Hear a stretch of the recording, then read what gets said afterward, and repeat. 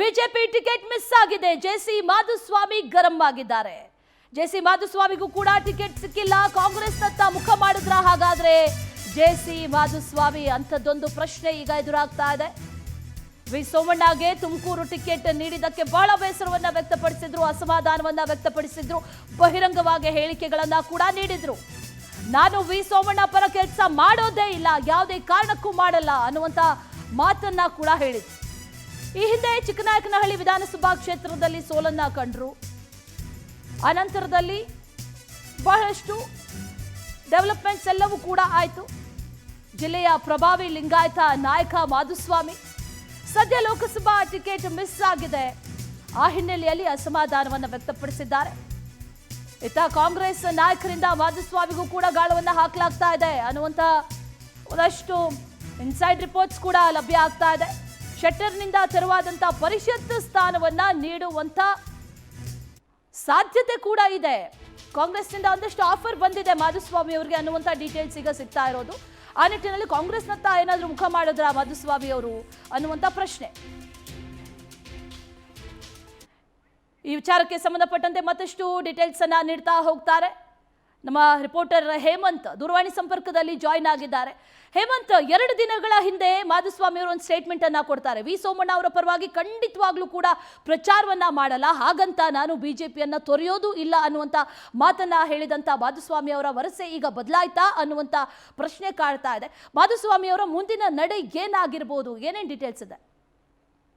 ಖಂಡಿತ ಅಶ್ವಿನಿ, ಏನಂತಂದ್ರೆ ಮಾಧುಸ್ವಾಮಿ ಅವರು ಏನು ಹಳೆ ಮೈಸೂರು ಭಾಗದಲ್ಲಿರುವಂತ ಲಿಂಗಾಯತರಲ್ಲಿ ಪ್ರಮುಖ ಪ್ರಭಾವಿ ನಾಯಕರಾಗಿರುವಂತರು, ಇವ್ರನ್ನ ಕಾಂಗ್ರೆಸ್ ಸೆಳೆದಿದ್ದೇ ಆದಲ್ಲಿ ಕಾಂಗ್ರೆಸ್ಗೆ ಮತ್ತಷ್ಟು ಬಲ ಬರುತ್ತೆ ಅನ್ನುವಂಥದ್ದು ಕಾಂಗ್ರೆಸ್ನವರ ಲೆಕ್ಕಾಚಾರ ಆಗಿರುವಂತದ್ದು.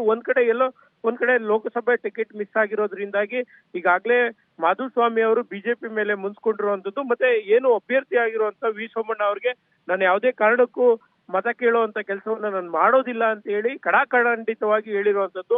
ಮತ್ತೊಂದು ವಿಚಾರ ಅಂದ್ರೆ ವಿ ಸೋಮಣ್ಣ ಅವರು ಅವ್ರ ಮನೆಗೆ ಹೋಗ್ತೀನಿ ಅಂತ ತಾನೇ ಫೋನ್ ಮಾಡಿದಾಗ ಕೂಡ ನನ್ನ ಮನೆಗೆ ಬರಬೇಡ ನೀನು ಅಂತ ಹೇಳಿ ತಡೆದಿರುವಂತದ್ದು. ಇವೆಲ್ಲವನ್ನು ನೋಡ್ಕೊಂಡು ಇತ್ತ ಕಾಂಗ್ರೆಸ್ನವರು ಕೂಡ ಮಾಧುಸ್ವಾಮಿ ಅವರಿಗೆ ಗಾಳ ಹಾಕ್ತಿದ್ದಾರೆ ಅನ್ನೋಂತ ಒಂದು ಮಾಹಿತಿ ಲಭ್ಯವಾಗ್ತಾ ಇರುವಂತದ್ದು.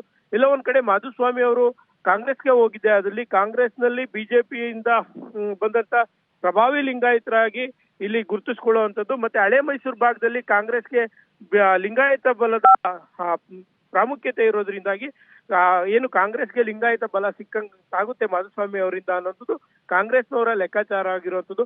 ಮತ್ತೊಂದು ವಿಚಾರ ಅಂತಂದ್ರೆ ಈಗಾಗಲೇ ಮಾತುಕತೆ ನಡೆದಿದೆ. ಮತ್ತೆ ಜಗದೀಶ್ ಶೆಟ್ಟರ್ ಅವ್ರನ್ನ ವಿಧಾನ ಪರಿಷತ್ ಸ್ಥಾನವನ್ನ ಮಾಧುಸ್ವಾಮಿ ಅವರಿಗೆ ನೀಡ್ತಾರೆ ಅನ್ನೋ ಒಂದು ಮಾತು ಕೂಡ ಕೇಳಿ ಬರ್ತಾ ಇರುವಂತದ್ದು Ashwini. Okay Hemanth, thank you ನಿಮ್ಮೆಲ್ಲ ಡೀಟೇಲ್ಸ್ಗೆ. ಸೋಮಣ್ಣಗೆ ತುಮಕೂರು ಟಿಕೆಟ್ ನೀಡಲಾಗಿದೆ. ಆದರೆ ಟಿಕೆಟ್ ನೀಡಿದ ಬೆನ್ನಲ್ಲೇ ಮಾಧುಸ್ವಾಮಿ ಅವರು ಗರಂ ಆಗಿದ್ದಾರೆ, ಬೇಸರವನ್ನು ವ್ಯಕ್ತಪಡಿಸಿದ್ದಾರೆ.